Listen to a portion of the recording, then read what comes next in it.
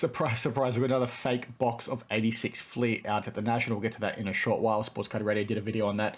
We'll then talk to some more tips on how you can spot fakes, follow up to my video from the National the other day, and then also we'll quickly talk to the PSA pop report and some shenanigans that are happening there and perception within the market. So just want to give one caveat at the start before we jump into this. This video has been recorded about 2 to 3 days earlier than it would normally be, so there might be some news that I've missed out on. I'm away for a bachelor party this weekend, so I'm getting this video out of the way. So if you don't see me again, it's because I didn't survive the weekend. So now the first thing I want to touch on is this box of 86 Flea that was busted out at the National by WhatNot and a group of influencers that was wrapped by Baseball Card Exchange. So Sports Card Radio do a pretty good video on this. I'll link it down below and on screen so you can see it for yourself. They go into the detail and talk through things like that. So I'm not going to play snippets. Please check their video out. So if you weren't aware, basically these packs were busted on stage and it was very clearly tampered with for some of the packs. They were alphabetized, that didn't follow the 86 Flea sequence. You can see on the screen now, and it was pretty shocking to see. And if you recall, I did a video on Baseball Card Exchange about 2 weeks ago where I spoke about how, you know, when they're wrapping 86 Flea boxes, they're not really providing much value to the hobby because, as they've said from their own mouth in interviews, they have no idea whether packs have been replaced by the time they got to them. They've got no idea whether that box has been searched. They've got no idea whether those packs are original to that box. They also talk about replacing packs themselves when they find packs that are slightly opened or packs that have been tampered with by someone or resealed. So the fact they do all these things, I really speak about how they don't really provide much value. And at the time, I didn't include this in that discussion because I didn't think it was in the same category. What I initially thought was that somebody bought this box, cut the seal, took some packs out, put some packs in, resealed it, and then sold it on to somebody else. But now that I've had a bit more time to, you know, dwell on it, I think this could be just as much an issue out of Baseball Card Exchange as it is with somebody potentially reselling the box.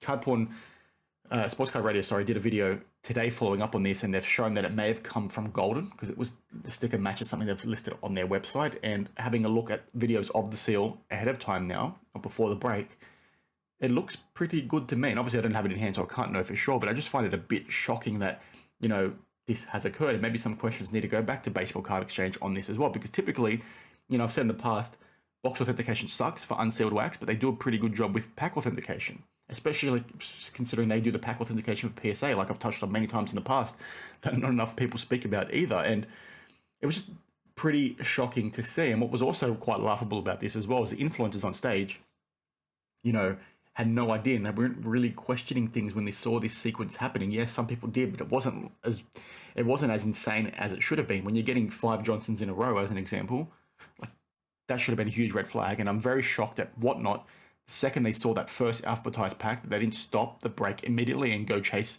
Baseball Card Exchange, go chase whoever they bought it from to explain what the heck is going on. Because now, given that they probably still don't have the packs on hand, the box on hand, the wrapper on hand, they probably can't resolve this, right? And it's just mind-boggling, and it speaks to some of the naivety in the hobby as well, where you've got so many new collectors that just go with the flow. They don't question things, they just go with what's in front of them, and they don't question things, and it's just really shocking. And what's even more shocking is you had people in the crowd, you know, people know the sequence of 86 Flea, right? People in the crowd were calling out when the Jordan was coming based on what they saw, which is why when you do see people bust packs and they don't get a Jordan in it, people know that that pack has been tampered with by the fact that the Jordan wasn't in there, right? So the fact you had people in the crowd so very clearly questioning what the heck is going on, nobody on stage really following up on it, nobody from WhatNot really shutting things down and chasing to get it, please explain from the people they bought the box from, or Baseball Card Exchange.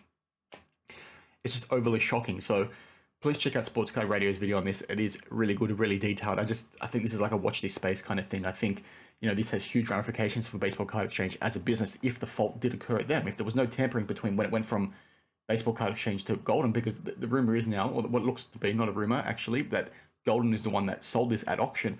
If Golden was the one that got it wrapped by BBCE, then that's a huge problem. If there's no middleman in between, yes, you're never going to know whether someone Golden tampered with it as an example, but you'd like to think they wouldn't, because, you know, they're a freaking multi-million-dollar business, billion-dollar business, whatever they are.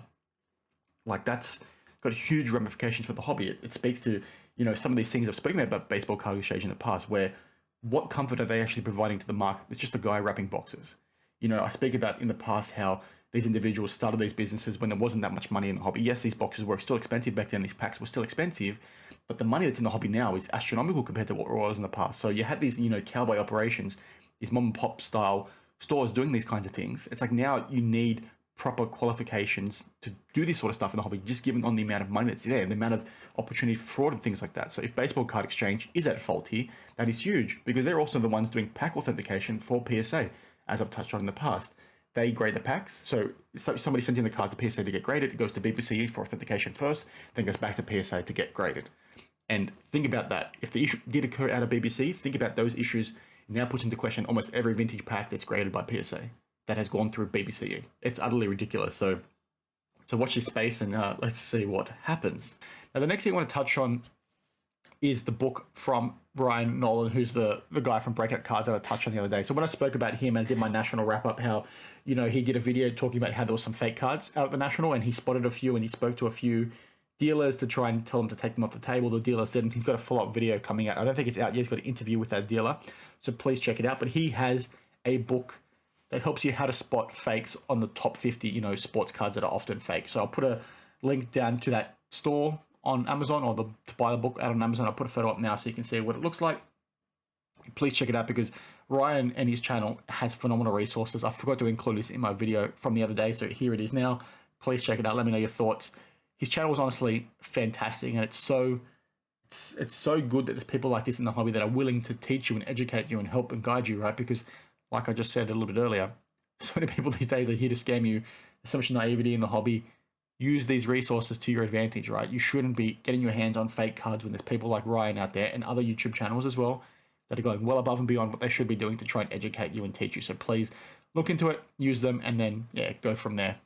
So the last thing I want to touch on is something funny. We spoke about this in the past as well, like this meme here that Lameme James posted where, you know, people constantly talk about, you know, PSA pop report control and pop control and all that sort of stuff, and they're saying how new employees are told this, right? You basically give everyone 8s to control the pop report, crush the population, only give 9s and 10s to the select few, which I've spoken about this in the past. So some of the OGs on the channel, when I had, you know, 50, 100 subs, when I spoke about this last, I think, this happens a lot in the comic book collecting as well, the comic book grading with CGC and things like that. And it's a really funny one because, at least from like 5-6 years ago when I was really big into graded comics, you know, the general consensus amongst comic collectors was that CGC would intentionally give you higher grades so you would submit more cards. But then you come to the trading card hobby and it's like a completely different opinion, right? You got like, no, PSA's purposely controlling pop reports, so on and so forth, to try and keep the pop report down because they want to keep the 10s and 9s there for their friends. So you've got like these two distinct hobbies, right? That they share similarities. One's collecting comic books, one collecting trading cards. They have the same sort of approach to collecting. There's like hot cards, there's hot books, there's movies coming out, there's documentaries coming out, so on and so forth, that trigger the uplift of prices. There's lots of speculation, all this sort of stuff. Yet you've got, so they've got those parallels, but then you've got a completely different viewpoint on what the graders are actually doing. And yes, if you check out the numbers, PSA slightly dropped on their gem rate approach. It's not much. I believe it's marginal. It's not material. But it's just very interesting. So I thought I wanted to, you know, flag that with you all and hear your thoughts down in the comments below, because I find it pretty funny how, you know, I mean, I've got a hand in both hobbies, right? And I can see, you know, comic book collectors still saying, oh, CGC is only giving out 9.6s, 9.8, so you can then submit another book and pay them more money, where it's like PSA, on the other hand, it's like, no, PSA is giving you an 8 because they want to control the pop report. I can see the argument from both ways. I just think it's probably more coincidence than anything. I think some pop report, pop control probably does occur, right? I think it's more around them not knowing whether something should be a 9 or an 8. I think when it's borderline, I think they're always going to go a grade lower. So that's maybe what it is. Who knows? Please share your thoughts on this down in the comments below. Thanks for watching. Like I said, for anything of these points today, please let me know your thoughts down in the comments below. That 86 flea thing is pretty interesting, so I just wanted to flag that. And again, the caveat, I didn't include that in my other video for that specific reason, right? Because I think it's more of a fraud occurring here, a resealed box, rather than baseball card exchange dropping the ball. So please let me know your thoughts in the comments below. Thanks for watching, and I'll see you in the next one. Cheers.